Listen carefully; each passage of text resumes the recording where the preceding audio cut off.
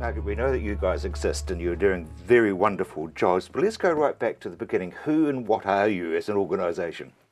Right, well, we're out there for rural women and their rural communities. I mean, we've been around for 90 years. The vision of our early ancestors was to support rural women, the more isolated rural women, and that hasn't changed over the years, although the wording and how we express that has and how we do it. Because you were known as Women's Division Federated Farmers, which yes, it was politically incorrect in a lot of ways. Well, yes, we were never part of Federated Farmers. When it first started, it was farmers' wives who went to the Farmers' Union Conference in Wellington in 1925, and they discussed it there and set up the organisation because they realised there was a lot of isolated rural women who weren't getting access to services, and they were just very lonely, and they wanted to go out and support them. And that hasn't changed. It hasn't changed, and exactly. You know, there was a newspaper I was reading last week about how isolated rural women are feeling these days, and how the connections aren't there, and what do they do?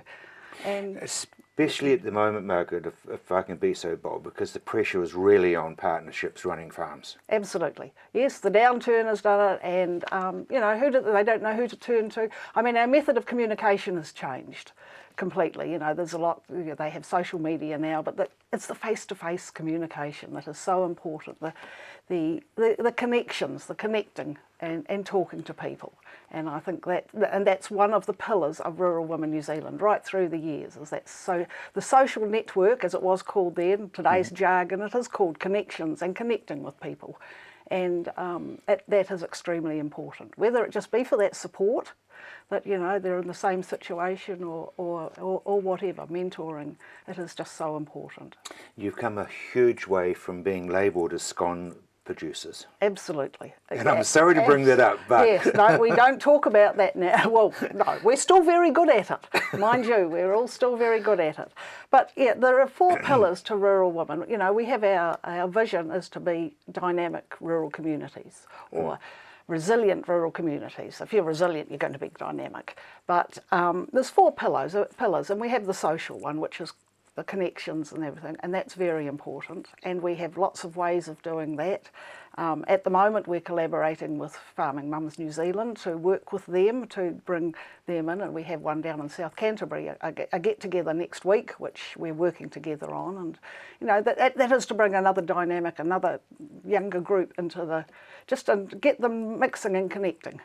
But we're very good at that. We have education as another pillar that we have, and we have lots of skills days. We're always learning new skills. We have education grants. We have our Women in Farming group, which is very much for women who are actively farming. And they can come together. More of those. Absolutely. And they come together and they share ideas and learn new skills. That's where their interest is. So we've got the social education, we have our charitable side, which is again a very important one. And we support, as you know, we did leptospirosis support years ago, and we did it again a few years ago. And again, it's still in the media, it's still an issue, and we still have to keep an eye on that. But other things we've done: breast cancer research, we've prostate cancer, and mental health. And this year we're looking at life education as a national project for all rural women, and supporting the Life Education Trust, because that's something that we were involved in right from the very beginning. When it first came to New Zealand, rural women were there on the ground floor, getting it out. So Margaret, how do people join? And there's going to be some who will say, I wouldn't mind joining, but I don't need a job. Right, you don't have to have a job. We've got it. I always liken it to if someone is looking for the complete and they only want to join one organisation, Rural Women is there, because you've got so many different ways you can be involved. You can just do it on the internet if you want to. You can come along to a coffee morning. You can get involved in the advocacy. It's got leadership training. You can take it through the leadership training, and there's lots of ways you can be involved. You can just be an individual member and not go to meetings, but still get yourself involved. And those who are there, who do drive up driveways and have a cup of coffee with with a member because they don't know who to turn to. They're about. Absolutely. Yes, we have got members who are still doing that, and our members are very involved in the rural support trusts around the country at the moment, and that's certainly something they're doing, and keeping an eye out for the neighbours.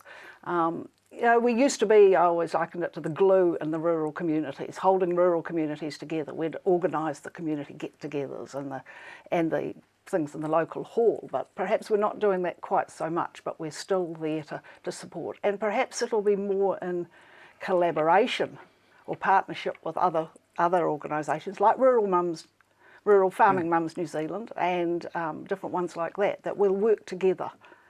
So very briefly, are women more inclined to ask for help than men? Because men are pretty well known for not. Yes, yeah, I think they are. But I think also they look at it, and this is why we're sort of working with Farming Mums New Zealand. Young mums were more likely to go to that group rather than to us. They perceive us as, Don't say oldies, because you're not. No, I'm not. Absolutely not. But again, I've heard again recently, they want to learn new skills and mentoring. We have been through a couple of downturns before. Maybe we did learn one or two things back then. And you know how to get through. We know how to get through. We can share it with them. Not tell them how to do it. But share it with them. Margaret, thank you very much. And all